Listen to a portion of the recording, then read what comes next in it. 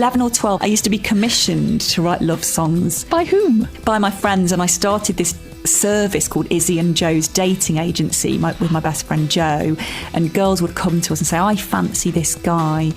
He's got brown hair, he's got blue eyes, and he likes Port Vale football team. And then I'd write a song about this boy, and then we'd somehow get him a cassette tape recording of the song or perform it to him in an attempt to make him go out with the girl. But unfortunately, we were 100% unsuccessful.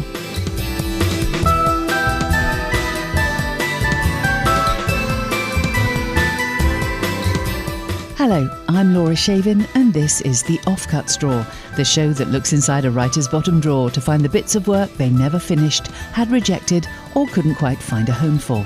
We bring them to life, hear the stories behind them, and learn how these random pieces of creativity pave the way to subsequent success. On today's show, comedian, actor and writer ISY SUTTIE'S shares the contents of her Offcuts Drawer. And it's an interesting mix that includes some teenage angst, a bit of stand-up, comedy drama and an outtake from her recent first novel, Jane is Trying. ISY originally trained as an actor and started performing stand-up in 2002. She's won 3 comedy awards, written and starred in her own BBC radio series, but she's probably best known for one of her many TV acting roles, in this case playing Dobby in Channel 4's hit series PEEP Show. Her stand-up involved performing comedy songs which she'd been writing since she was 12, and when I chatted to her, we compared notes about our respective musical educations. Weirdly, I went to a school where there was quite a lot of emphasis on performance, and I was in choir and everything, but I didn't do music at GCSE or A level. I don't really know. I think I was just so into playing the guitar and writing music, I sort of didn't care so much about theory or kind of more structural side of it, I suppose. I was similar. I learnt the piano and I loved it. And then I got to about 12, 13 and thought, I don't need this. I'm going to write my own songs. And I never want to look at another piece of music ever again. Yes. So consequently, I was stuck at grade 5. That's as far as I ever got. That's interesting, because I got to grade 4 piano sort of for that reason as well. I think I was just like, right, I've done it now. I want to move on. I don't want to fight to get to kind of grade 7 or 8. Like, it's, I want to express myself. That's the important thing, not these old dead people. That's what I want to be playing. Okay, well, let's get started with your first offcut. Can you tell us what it's called, when it was written, and what genre it was written for? So this is from April 2016, and it's a radio script for a show called Annie's Hall. Oh, hello, all right. I'm Annie. You're inside my head, hearing my every thought. Usually thoughts like biscuit, biscuit, biscuit, pint, biscuit, biscuit, wee, bed. Oh, go on then, one more biscuit. Oh, go on then, one more wee, bed. It's nice and warm here in my head. Go on, nestle between my squidgy old brain and my right eardrum while I walk to work. Actually, don't. That's a bit gross. Oh, hang on. What's the umbrella etiquette these days? Over or under? Monocled crustacean approaching fast with ridiculously oversized umbrella, probably free from his golf club. Me, wimpy little thing from Boots, more like a dopey baby bat. Don't think I'm going under just because I'm a girl, sir. In fact, I'll go over just to prove a point. Oh, there we go. Just took approximately 40 leaves off that hedge. Worth it.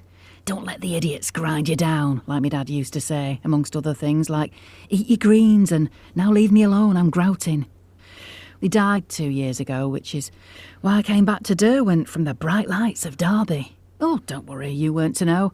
I'm out of that stage where I can use Dad going as an excuse to slop round in tracky bottoms, scoffing Angel Delight and watching terrible TV.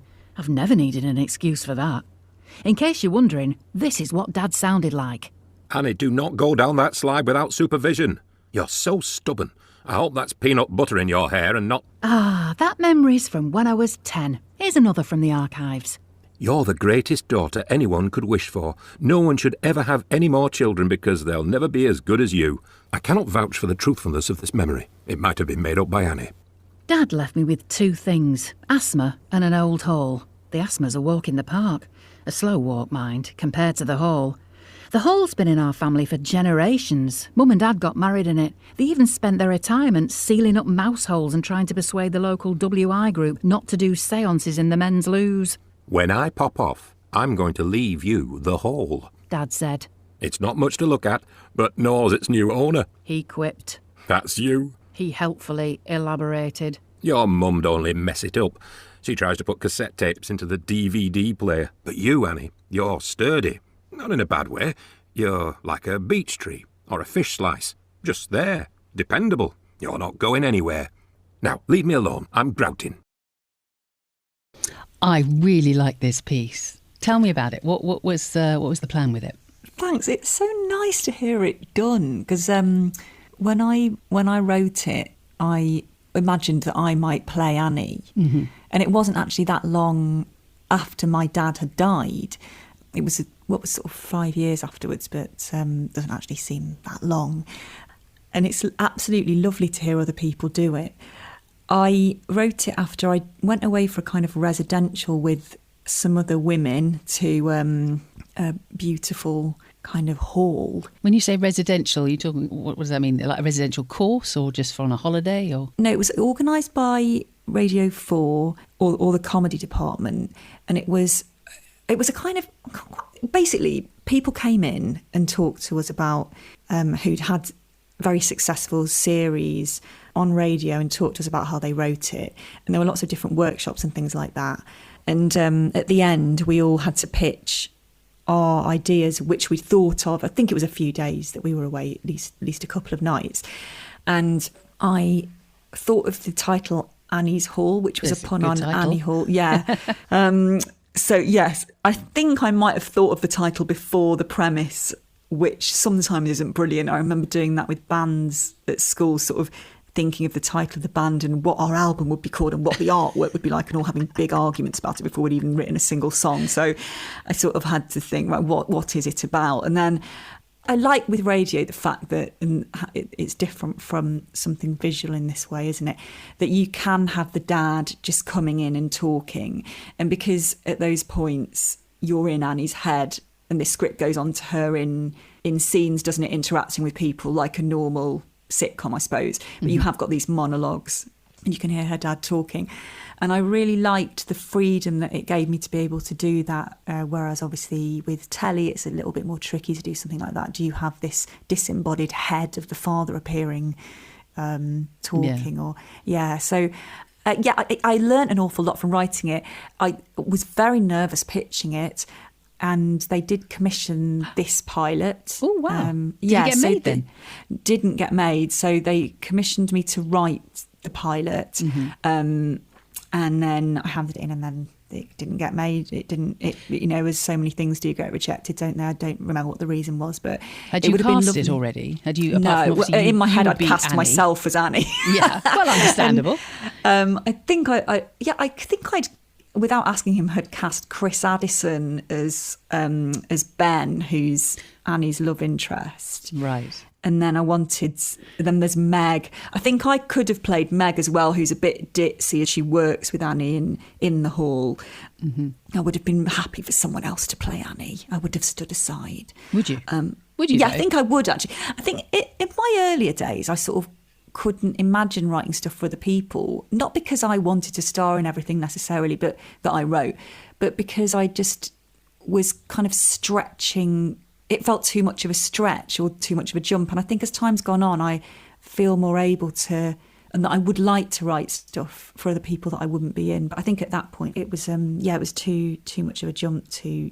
So was all the early writing that you did, was it all to be performed by yourself, would you say? Or did you ever write anything before this that might have been for other people? I think it was all to be performed by me, because something that we're going to have a bit later I would have been in too, because it was based on my Edinburgh show. A lot of things came off the back of Edinburgh shows, which were stand-up and character stuff that I'd written and performed. So, but the only time that, when I worked on Skins, that wasn't for me. So I used to be kind of in the comedy team on Skins, so looking at, I didn't write any So you punched scripts, it up, so to speak. Yeah. They showed along you the with script and you went, here's a funny line you could put in here. Yeah, and then sometimes it was, I mean, Skins is an interesting one because sometimes they had very serious storylines and quite harrowing stuff that you didn't feel... You felt like it would be kind of bursting the bubble if someone slipped on a banana skin in the middle of this scene. So it was just completely inappropriate. It would kind of take all the heat out of this moment. And then at other times it was quite cartoon-like and there were kind of very silly bits, and that was what I really liked about it. You never really knew. Well, I noticed bold. they did seem to employ mainly comedians for the adult parts. I was thinking, there's Harry Enfield and there's Chris Addison. Yes, that's true. I think Arabella Weir was in it. And yeah, you're right. Morwenna Banks. And, yes. Yeah. So I figured you could sort of spot the comedy potential there. But they actually brought you in. What was your title?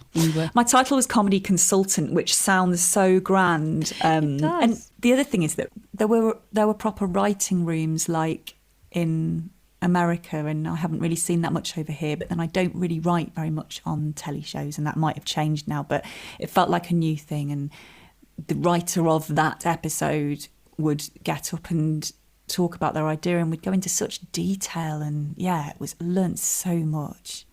Couldn't believe the amount of prep that went in before they put pen to paper. Well, it was a very good series, I must admit. I very much enjoyed it once I got over the shock of going, Harry Enfield playing a serious part. I don't believe that for a second.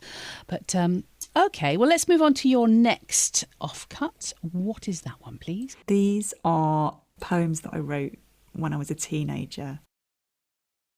A friend. You want to be everything, and I want to be something. You want to be everybody, and I just want to be somebody. The bright lights, the music, the adrenaline rush. We all experience it, but only some can feel it.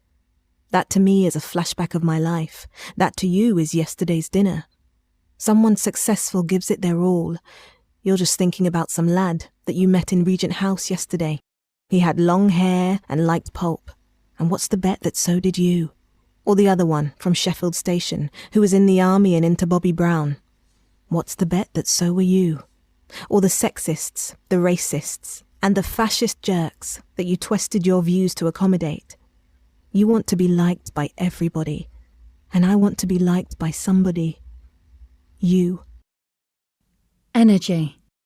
If trees were made of plastic, if grass from elastic, I could never stop liking you. If poison blocked the way, if clothes began to fray, I could never stop liking you. If beautiful people were a lie, if someone found the top of the sky, if centuries passed by, we were unable to cry. If hyenas could laugh no more, if everybody was poor, if there was no law, I could never like you more. If books made no sense, if barriers were too dense, if people stopped talking our language, if they pledged to ban the sandwich, if everyone was a thug, if electricity was unplugged, I could never ever like you more. If the world stopped turning, if the world started burning, if you were crying, if you were dying, I could never ever love you. Ooh, bit of a surprise ending on that one. I think a misdirection there in typical comedian fashion. The surprise punchline. I think you're very generous. I think that's so badly written on the whole. How old were you when you wrote them? Not badly written. I mean, that's a bit hard on myself. I just think they're so affected in places. I was probably about 14 or 15, and I know that because around that age I became obsessed with people being false and fake, and I think that's reflected in especially the first one. Yeah, your friend who was a bit of a goer. Yes, and who would, in my eyes, kind of change herself to accommodate fascists' views and everything. I didn't even know what the word fascist meant, you know. I think looking at early poetry, probably from other people as well, is often funny because it's like a reflection of often the anger that you feel as a teenager. And I felt that, especially being in a small town that I deemed to be quite boring and now know to be very beautiful, but I didn't appreciate it at the time. And sort of the writer that you want to be, that you desperately want to be, but that you can't be yet because you haven't really experienced life. So it becomes this sort of amalgamation of this frustration and then this affectation that I find actually sort of quite endearing to look back on, and they were nice to hear in a way, but I have to say I am glad that my writing has moved on from that stage. So would you say that you wanted to be a writer at that point? Were you trying to be a writer? I was definitely trying. What I wanted to do, I always said I wanted to act. Ever since I could speak, I think there was absolutely never any other plan apart from there were about 2 weeks where I got into Wimbledon and decided to be a tennis champion, then played tennis. Really got so cross with my parents for the fact they hadn't recognised this talent in me, despite the fact that I'd never played tennis. Decided to go every day at 6 a.m. to catch up on missed time. And that was at age 13. Oh, right. And then I went once and hated it and was awful, and then said, OK, well, I'll be an actress then. That'll be easier. So, I always wanted to go to drama school, always wanted to go to London. And then as I got older and when I started to write songs, which was when I was about 11 or 12 and play the guitar, then it kind of expanded into I want to write things as well as perform. So it was initially just acting. And then I used to write kind of little sketches and things with my sister when I was little. So yeah, I think so. Was it a family thing, though? I mean, I know your mother was a musical person, and also you quote her sometimes in your act. You read letters, funny letters that she's written. Although, does she know she's being funny? It's half and half. So she's got a great sense of humour, and my dad had a great sense of humour as well. And they were very funny together in different ways. He was quite dry and had quite a sort of warped sense of humour, whereas she's a bit more naive and odd. They went very well together.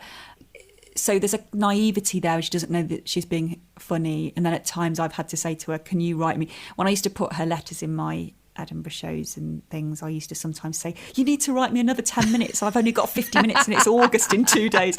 So then she can quite quickly produce them as well. But I always think they're a bit funnier when she doesn't. Yeah, when they're unselfconscious. Write them with a view to them being performed, yeah. My sister isn't a performer. She's got a kind of proper job, as they say. But she's still a very creative person, and she's also funny. And my mum played a lot of instruments when we were growing up. So there was definitely a freedom in the house, I suppose, there was often a lot of laughter. That was the main thing, yeah. And there was no condemnation or discouragement about being a performer or a creator? No, not at all. And actually, Mum had got into East 15 drama school when she was about 20, and then for various reasons didn't go and became a nurse, which she enjoyed. But I think it wasn't like she was like, you go and pursue the dream that I had. But she definitely had it in her blood, you know. My dad's auntie, who was very dear to me, who passed away recently, she was, you know, in her 90s when she passed away, and she wrote comic songs as well and performed them with her friend. So I think, on both sides there's been this, and yes, it was not discouraged at all. We used to put on a lot of plays. We used to charge them to watch. Had no choice. Very clever. Good. That's unusually sensible. Yes, exactly. I was starting my own business at 8. That registered. And starring you and your sister. Anyone else? Did you have family, friends or kids of... Yes, family, friends. Often people would come and stay and they'd be roped in. And I was often in charge. I remember doing one called Mrs. Morello's Hat Shop. Mrs. Morello's Hat Shop, did you? Yes, and I think it was a kind of rip-off of Mr. Ben, you know? Yes. Yes, I think there was a hat shop. And we had a dressing up box with lots of hats in it. And people would come into the hat shop and I haven't thought about this for years. They'd put a hat on, they'd be transported back to an era that the hat represented and have to kind of solve some sort of problem, then come back to the present. And I remember being really bossy with telling my sister to colour in a piece of scenery, and it was a dragon for some reason, and I'd drawn a few scales, and this is on a piece of paper. I'd drawn what I wanted, how I wanted her to decorate it, and I'd drawn a few scales on the dragon's body, then I'd written the word scales as in do scales all over and she copied it exactly. She copied the scales I'd done and then copied the word scales. She was probably only about 4, and then I went absolutely ballistic. It's like, no, I didn't mean the word scales. Why would you do that? Obviously the dragon's got scales on its body. So I think it's probably quite good that I didn't go into stage management or directing or producing. Just like the worst kind of artistic temperament. No, I didn't mean like that. Do it better. Be funnier. And from there, a diva was born. Yes. Right, well, let's move on to the next one. What have you got for your next offcut, please? So actually, this ties in with us just talking about my mum. These are stand-up. These are diary extracts and stand-up material from 2007. Original diary extract. Today I did rock climbing and pond dipping. When we had to write our names down for the activities, I saw the name Terry Tooth. I said to Ruth really loudly, "Terry Tooth? What kind of name is that?" And then I heard, "That's me," in a booming voice. Terry Tooth was standing there. It was the most embarrassing moment of my life. The same passage translated to and from Maltese. Today did rock climbing and pond. When we had to write our names for activities, seen the name Terry Tooth. I said to Ruth, really strong, "Terry Tooth, what kind of name is that?" And then I heard, "That's me," strong common voice. Dental Terry was there. It was the most embarrassing moment of my life. In Kurdish. Today I am going to experience emotions and puzzles. While we write for our names, I found the name Terry Tooth. I really told Russia very much, "Terry Tooth, what kind of name is his?" And then I heard that my voice is a voice. Stop Terry Tooth. This was the most disgusting life. In Cindy. Today I climbed and set a pool. When we named the names for our names, I saw the name Tory Tot. I really told Root, "What is the triangle? What kind of name?" And then I have heard that he is in a loud voice. Terry Town was standing there. This was the most shameful moment of my life. Crikey. So that was a bit of your stand-up material from around 2017. Yeah. Using a diary extract when you were about 11. And then, as I understand it, you Google translated it into the languages mentioned, and then you Googled that language back into English, and that's what the result was. Is that right? Yes. So actually, it's probably from 2007 rather than 2017. Oh, right. Because I was going to say, yeah. I remember you as a stand-up from longer ago than 2017. Yeah, and I'm actually thinking that I maybe I did try that out in 2017. I think that idea's been floating around for a while, so it might be that I tried it a couple of times and then it didn't work on stage, actually. But I think I've had the diary extracts. I sort of go through them reasonably regularly and go, is there anything I can use for this Edinburgh show? Is there anything I can use for that one? And we used to go on these Christian holiday camps. That's where this came from with my friend Ruth. And they were sort of amazing, actually. So we'd go and camp and sing and have a service in a marquee in the mornings. And I loved it because I was so interested in boys from such a young age. And there were always really, really hot Christian boys there from different towns.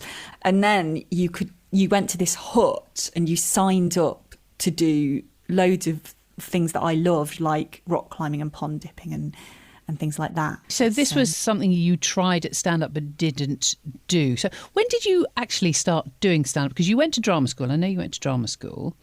Yeah, I went to Guildford School of Acting, graduated in 2000. And at that point, I was performing comedy songs, which I'd written on guitar. You did that while you were still at drama school? Yes. So I started writing songs when I was about 11 or 12, but they were always very serious, like the poetry, kind of very angsty and nothing is real and things like that. What, when you were 11 or 12? That's the sort of thing you were worried about? Yes. Well, not perhaps at 11 or 12, but definitely at 13 or 14. I think I was quite early to get seized with that kind of adolescent type angst. Right. 11 or 12, I used to write straight love songs. I used to be commissioned to write love songs. This is very enterprising, isn't it? It's like charging my parents to watch the plays. I used to be commissioned to write love songs. By whom? By my friends. And I started this service called Izzy and Joe's Dating Agency with my best friend Joe. And girls would come to us and say, I fancy this guy. He's got brown hair, he's got blue eyes, and he likes Port Vale football team. And then I'd write a song, only using 3 chords because I'd hardly been playing the guitar for very long, about this boy, and then we'd somehow get him a cassette tape recording of the song or perform it to him in an attempt to make him go out with the girls. So I was a kind of Yeah, as A yenta and also, musical yenta. yes. But unfortunately, we were 100% unsuccessful. Doesn't surprise me really. I mean, boys at that age anyway are not going to be that interested in girls or music, but the idea of being performed to in front of other people. I know. And yet you did it once, it didn't work, and you continue to do it and make money. I continue to do it. I don't know if I made money. I think I made things like lip balm and erasers, those smelly... Like being in prison. Yes, exactly, yes. Yes. That's fantastic. So that's what I did at the beginning, and then Graduated into kind of writing a very serious period. And then when I was about 18 or 19, I was still writing love songs throughout this, or songs about relationships. And then when I was at college, in my first year, there was a songwriting competition, and I'd written this song called A Million Faces about the perfect guy and things like he doesn't like Star Wars and stuff. It was like my version of the perfect guy. And I was living with a French guy called Laurent, and I think I performed it to him the night before the competition, and he said it sort of needs something else. And I said, shall I just do it in a foreign accent? And I'm so bad at a lot of accents that the only foreign accent I could do is foreign, which is a kind of cross between French and Russian, I suppose. So he tried to get me to do it in a French accent, but I couldn't really copy him. So I did this song that I suppose had amusing lines in it, but was not written as a comedy song in this odd accent. And the audience found it funny. And that was the first time that I performed something that I'd written, and an audience had laughed. And it was just the best feeling. And it kind of happened by accident. And then when I graduated, I had a few... Then I started to write with a mind, wanting to make the audience laugh. But it was still a couple of years before I did comedy clubs so it was 2002 that I started doing sort of comedy clubs, yeah. When you started doing comedy clubs, was that a means to an end to be more recognised as an actor? Because obviously that's what you trained as. Or was the stand-up itself the end that you were trying to achieve? I never really thought that far ahead. I think I did really love doing... So I didn't do the songs at first. Oddly, what would happen is I did the gay circuit for 2 years, from 2000 to 2002. I'm straight, but I had a lot of gay friends, and we used to go and watch these gay nights, and they were such a laugh. And I just fell into performing at those. And then I thought, I'm going to try and do the Gong Show at the Comedy Store. I'm going to look in Time Out and go and do one of the pubs, rooms above a pub. And when I did that, I didn't do the songs for a couple of years because I was kind of... I don't know why. I thought I've got to learn how to be a stand-up. I can't just do these songs, because I wouldn't speak between the songs. And when I did the gay clubs, I'd do the songs and they'd often go well. They sometimes wouldn't, but they often did, which was great. But then between the songs, I'd just look at the floor. I wouldn't say anything. I'd just go on to the next song. So I think it was probably quite good in a way that for about a year, I didn't do... No one knew that I played the guitar, and no one... Of course, you're doing those open mic nights. There's sometimes no one turns up to watch or whatever. And then after about a year, I did songs, and everyone was like, oh, this is what you should have been doing all along. I was like, oh, I've been doing this since I was 12. But I just... yeah. But was it... No, I didn't think... It didn't feel like it was a means to an end. But at the same time, I was a drama school graduate with, really struggling for money and wondering if I was going to be doing theatre and education when I was 40. And so I was not blind to the fact that... It was easier than getting a proper job. It was easier than getting a proper job. It was far more enjoyable. It was still performing, and I felt really in control. I could go and gig. I wasn't making any money from it at first, but it was a lot of fun. I just got addicted to it, really. Right. But I hoped that in the end, everything would come together and I would get more acting work. And luckily, that is what happened. I would get more writing work, but it took a good few years. Yes. Overnight success over 7 years. Yes, exactly. Right, moving on, we've got another offcut now. Can you tell us what it's called and what it is, please? Yes. I'd actually forgotten about this until you contacted me to do this podcast. It will be very interesting to hear it again. And I think out of anything, it will probably feel the most juvenile in terms of the writing if we discount the angsty poems. So this is called The Function Room, and it's a pilot written in around 2008 based on my Edinburgh show of 2007, Love Lost in the British Retail Industry. Interior ladies' toilet cubicle. Louise, Kate and Ruth are all crammed into one cubicle. Louise and Kate are applying lipstick on each other over the head of Ruth, who is reading a science book. Louise is wearing a lilt ring pull on her engagement finger. Girls, I am so excited. I can't believe he's going to give me the proper ring tonight. And I can't believe you've been doing it for 6 months wearing a ring pull. You put a lot of trust in that lad. You live in the Stone Ages, you do. There's plenty of girls who do it without even the ring pull. Louise is class there. I've done it more in one night than you have in your entire life. Which one night? Last night. But you went to women-only yoga last night. Exactly. It's not my fault I was born with a brain that likes to probe the universe before it probes a man. That explains it all. If you've been trying to probe the man, alien girl. You might get some action tonight, though. Nick's here. No man's doing any probing until I've learnt the whole periodic table backwards. By the time you've done that, there'll only be one man left on Earth. Yeah, Stephen Hawking. Louise licks the ring pull.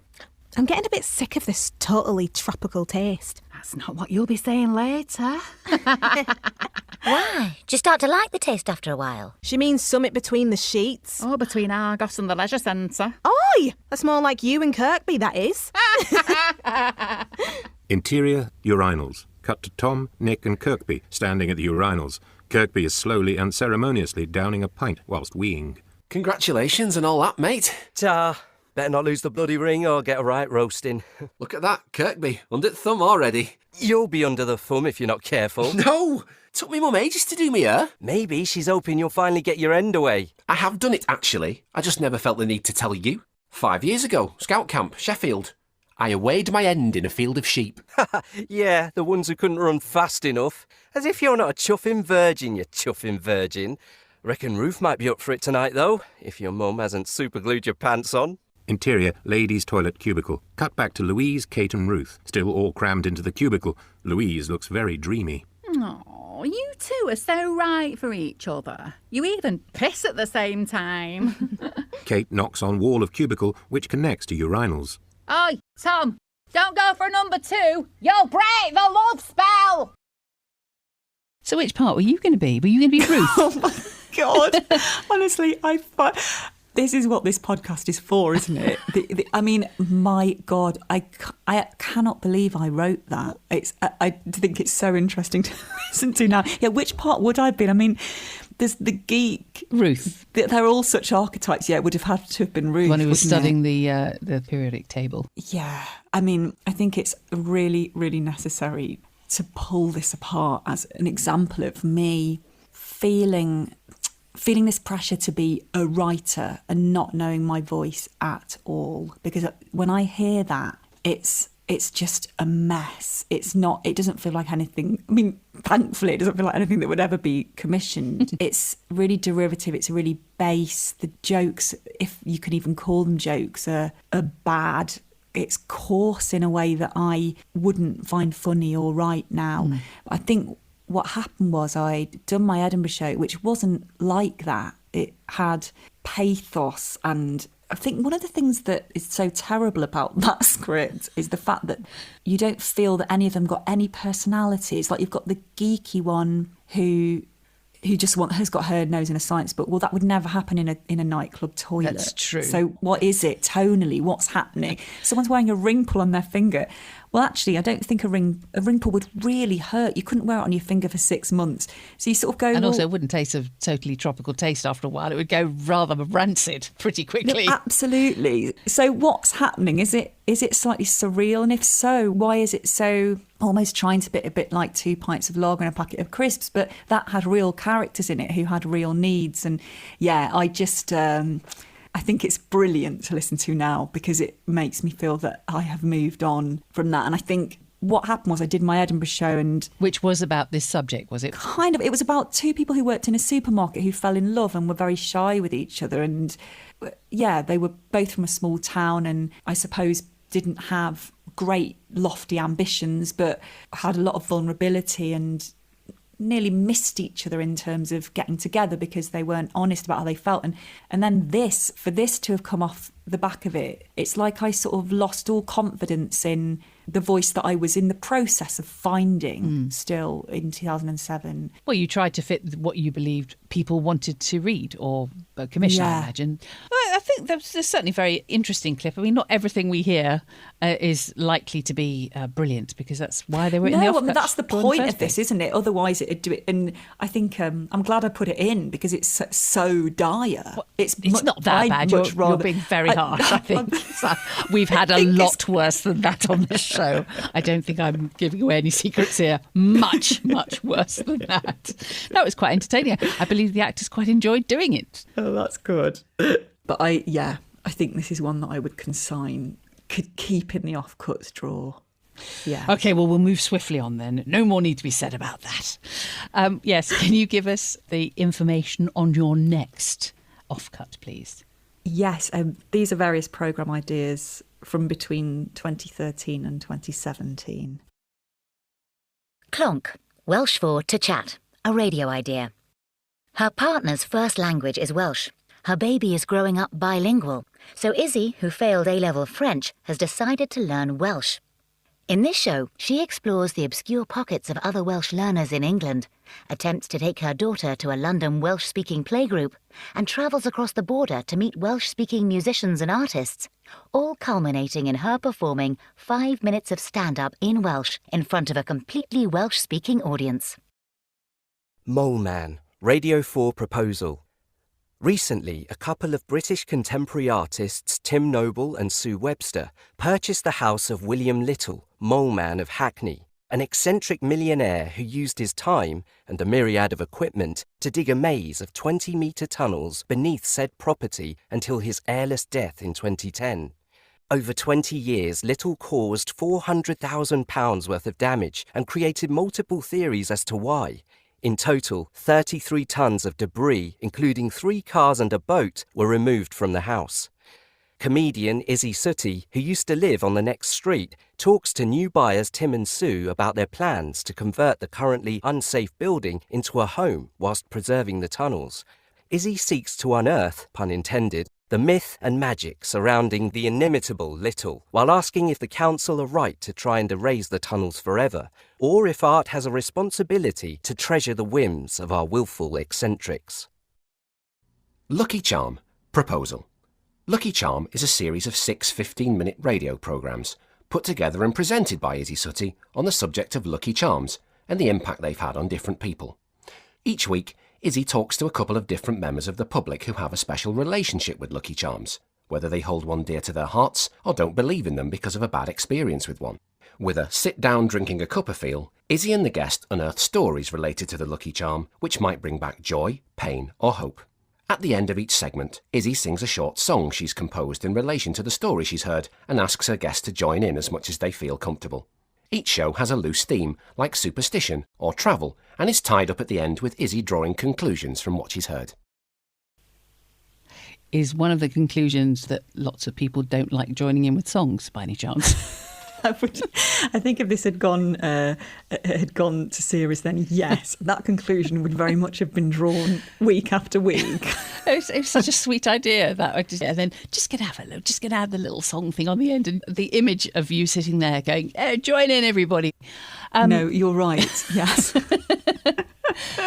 Well, clonk, is that how you pronounce it? Is that right? The Welsh thing? Yes. That was from 2013. Now, you apparently, according to the great Wikipedia, did appear in a Welsh learners programme, Hub?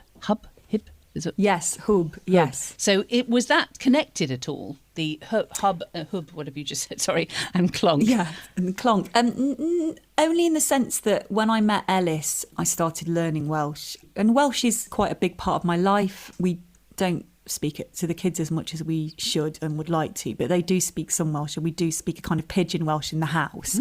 So I think I was thinking of programme ideas, and yeah, I kind of wanted to involve Welsh, the Welsh language and Wales and Welsh speaking Wales in something. I feel like it's a little bit vague. It looks very much like a first draft because it doesn't go into specifics. It does. It's like, why? That's what you've always got to think, isn't it? It's like, it looks like it could be quite a nice half hour, but it's got to have something propelling it forwards? Would I be trying to find out if I could become fluent in X amount of time, or would I... reality TV type challenge. Yes, exactly. Yes, by the end of the programme, will she be able to convince these people who otherwise would not fall for it that she is the thing she's pretending to be? Yes, exactly. So that never got submitted anywhere, I'm guessing, just by the length of it, because it didn't look like it had been written out properly. No, I don't think it did. So I would have sent it to a producer and they would have said possibly no, or we're not submitting it, or do a draft 2, and then I never did. Or whatever no is in Welsh. Yes, exactly, which is no. Oh, is it?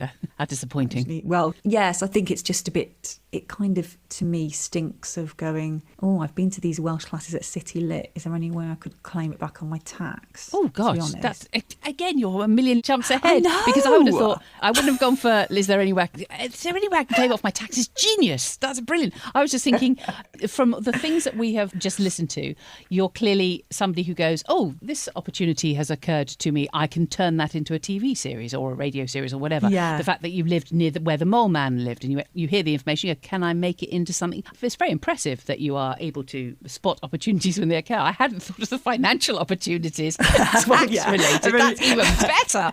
It would only be a bonus. I wouldn't be doing it just No.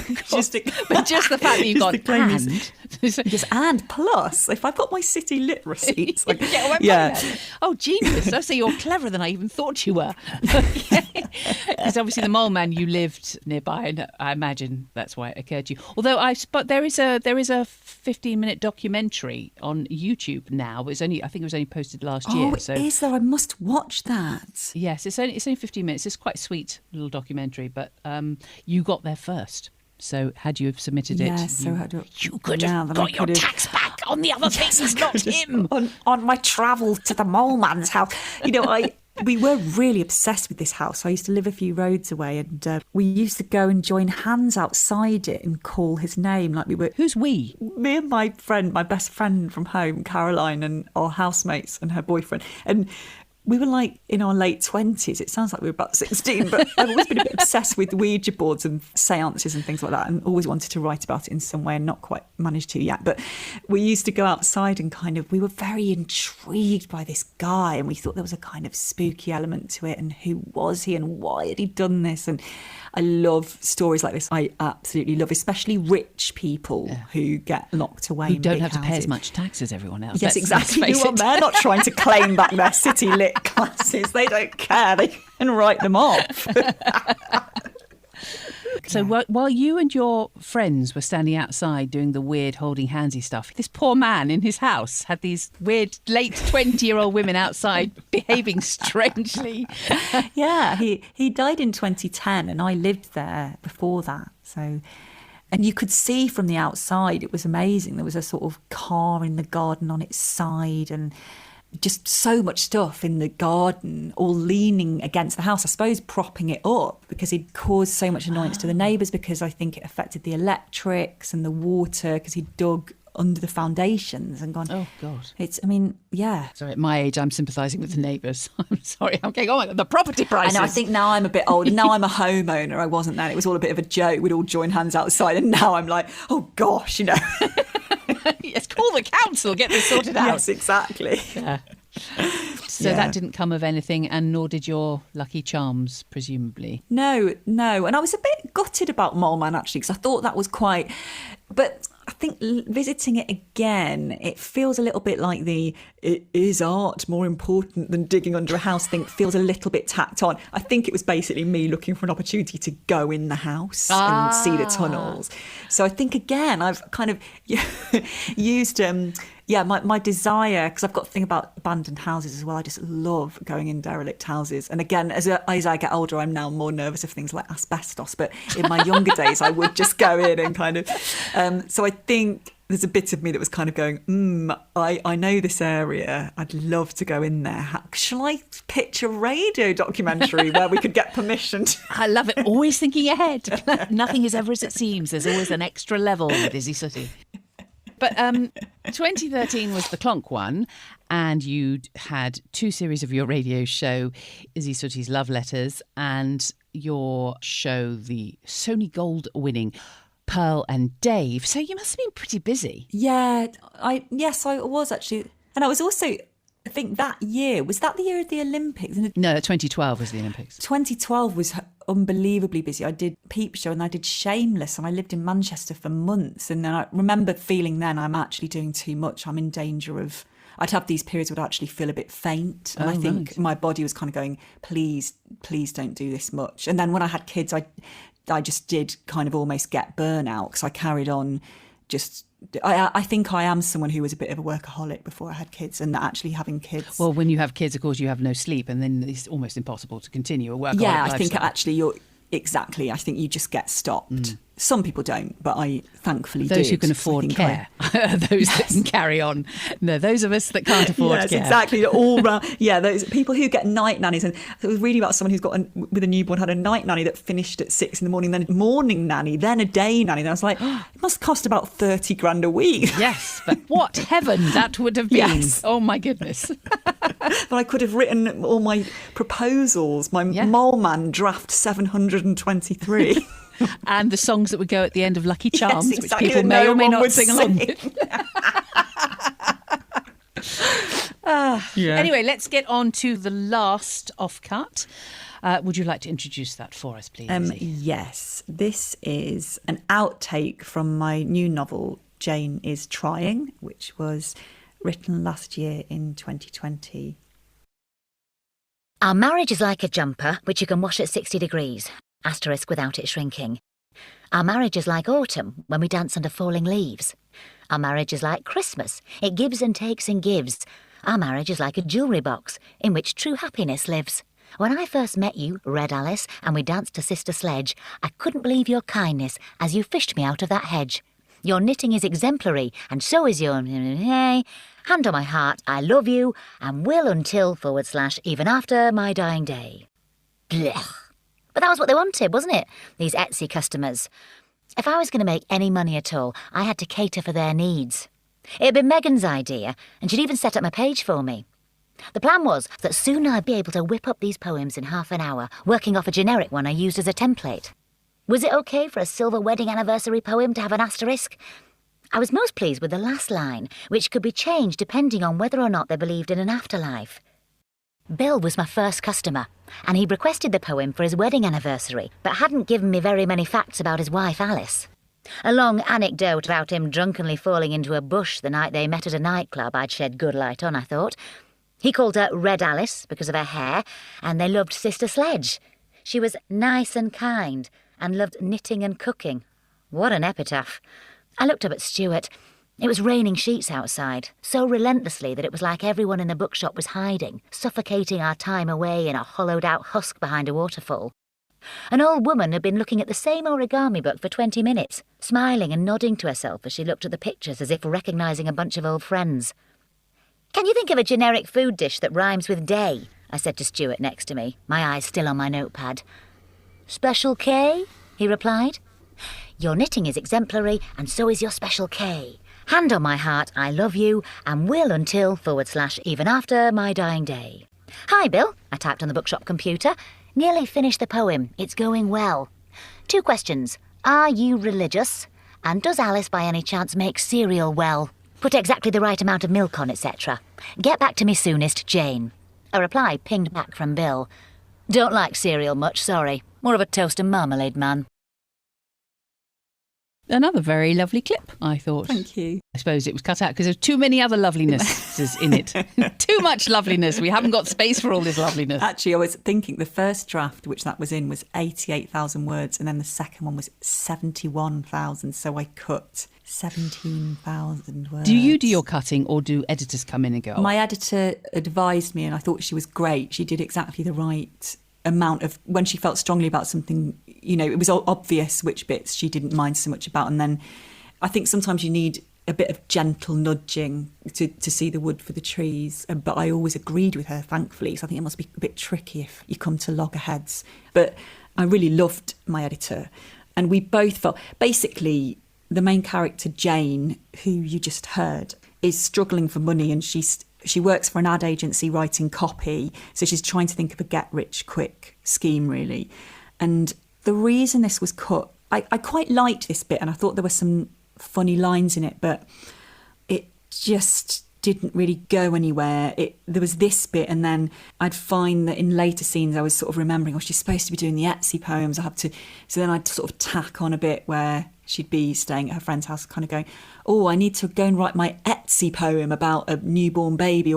And it just in the end felt like this isn't necessary. I can show that she's worried about money without her doing this. But I do like the idea of someone.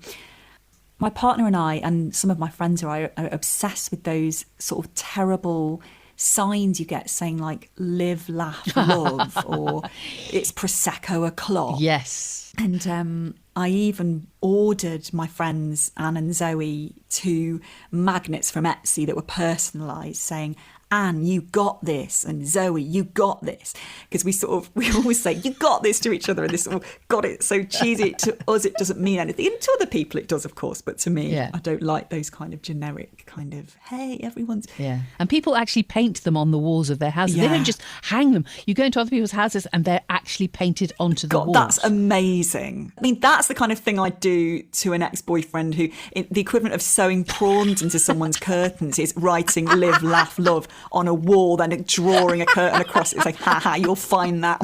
And also, if I look at an Airbnb, I really like looking at Airbnbs, even if I'm not really thinking of going on holiday, I sort of think, look at Airbnbs in Folkestone, and if they've got anything like that, it's an immediate no pile, because I hate it when an Airbnb when they have a close-up of taps or a close-up of those signs. It's just like, what are you doing? We need to see the room. Or piles of towels. White towel, who cares?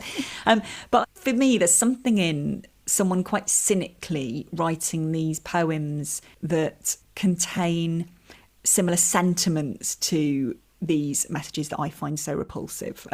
So I think there's something quite funny about someone having a generic poem that they can just change a few lines and then go, here you go, that's 20 quid. Yeah, but then it does actually mean something to someone. That is the thing. Yeah. I mean, I used to, when I was in a singing group, we used to have to write songs at events. We'd do corporate events, and we'd write a funny song and we'd include the name of the MD or whatever. And we'd put in some fact like, you're always going off to play squash. And, it's not hilarious in any way, shape or form, but when people hear it, it means so much to them because it is specific to them. Oh, absolutely, completely. And actually, those people who like those signs, I mean, good. If it genuinely helps people, that's great. Yeah, if it inspires them, yeah. I'm not casting judgment on them. I'm just saying for me. And also, I agree. And I think the few times that I've done corporate gigs, and I've always just died horribly at them, the only bits that have gone well is when I've either tweaked the lyrics to a song or perhaps just said a few jokes about the boss and kind of, as you say, it doesn't even necessarily have to be that complicated, does it? Even if you say, he used to live in Margate, they'll sort of be, but I suppose it's about it being a performance and them being featured in it. And so... No, absolutely. I can see they feel seen or heard of that horrible phrase. I feel seen. I feel heard. I feel seen. I feel seen in a good way. Yeah. So Jane is Trying, your novel, is a novel, but it wasn't your first book. The first book you wrote was a memoir, wasn't it? It was called The Actual One. Was it a true book? Was it true? It is a true book, but I actually preferred writing the novel because something about writing things down. So it's a lot about relationships I've had and kind of, disastrous dates and things like that. And what I found was that I was very worried about people I knew reading it and recognising themselves. And so I would change names then, you have to sort of think, oh gosh, shall I put that bit in? And I really yearned to be able to put everything in that I wanted to put in, and I couldn't really. And I think maybe someone else would have done, but I just would have worried about it too much. So when it came to write the novel, Jane is Trying, the recent book, in some ways it was harder because there were no constraints. But once I got going, it was a very freeing feeling to be able to put in real people and it not be a problem, because you either change their gender or you amalgamate them with someone else, or you kind of go, I've taken that bit from mum and I've taken that. And, hopefully they'll never know, although the mum in it is reasonably similar to my mum, so I've told her not to read it. But also it's got quite a lot of sex in it. She gets very nervous, though, in that way that, if you go and see someone you know perform and you just think, oh, please let this be good, because that awful feeling where you meet them afterwards in the bar and you don't want to say, how did you learn all those lines type thing. I don't know what the equivalent is with how did you write all those words, if you don't like it, it's sort of trying how did to you make spell them all. Yes, exactly. Gosh, it must have been so hard. Did your arms get tired when you were typing? Yes, watch out for those comments. You know that they didn't like the book much. God, yeah, exactly. Or even like, how does it get typeset? Did you get to go to the factory? What font did you use? I've never even thought about that, because I've not enough of my friends have written books that, they've written books, but even if they've written books that I didn't like, I've never had to think but the good thing about books is you don't get, with performances, it's a definite event, isn't it? And then you see them afterwards and you're there, and even with someone's on telly or on radio, they're sort of going to go, it's on at this time, whereas with a book you can always say, sorry, I haven't been able to read it yet, or there's no, and that's the weird thing about it coming out as well. I remember this from publication day with the actual one. You sort of build up to this publication day and then nothing happens, and you just sort of go, oh, it's a bit like having a birthday where no one turns up, because obviously if anyone's pre-ordered it, that's the day they've received it, unless they're going to read it in about 6 hours, and then it's it's a bit of an odd, although presumably odd now feeling, you've really. got enough sort of celebrity chums who can read advance copies of Jane is Trying and then give you a nice review and stuff, and you could stagger that, couldn't you? Yeah, I have had some nice quotes which has really helped, actually. Yes, and I've only paid them all £100 million. That's why I need to claim back all my... Yes, exactly. It's tax deductible. Right, then we have come to the end of the show. How was it for you, Izzy Sooty? I really, really enjoyed it. It's been brilliant. Thank you. Thank you for sharing the contents of your Offcuts Drawer with us.